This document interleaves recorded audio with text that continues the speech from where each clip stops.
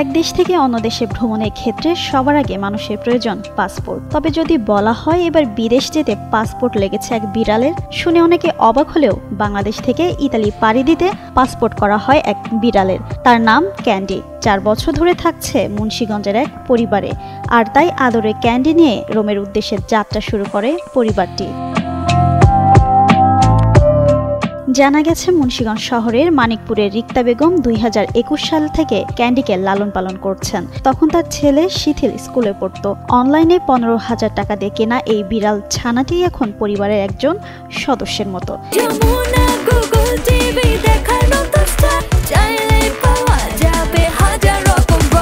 শিথিল এখন এইচএসসি পাশ করেছেন।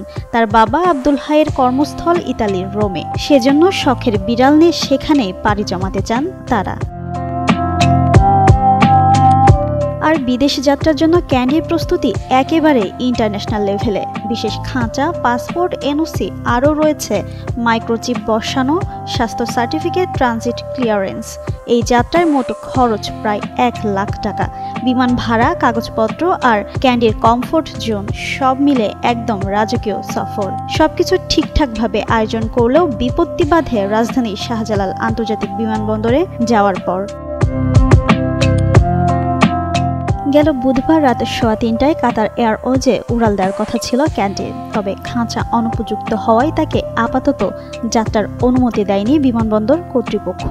বাধ্য হয়ে পরিবারকে ছেড়ে ফিরে যেতে হলো ক্যান্ডিকে। তাই বলে কি শেষ হয়েছে ক্যান্ডির বিদেশ যাত্রা? না, কিছুদিন পর আবার রোমের উদ্দেশ্যে পাড়ি জমানোর কথা রয়েছে বিড়ালটির। এদিকে জেলা প্রাণী সম্পদ কর্মকর্তা এম.এ. জলিলের তথ্য মতে এটাই মুন্সিগঞ্জ থেকে প্রথম বিড়ালের বিদেশ যাত্রা। জিনাত আরা ঋতু, যুগান্ত নিউজ।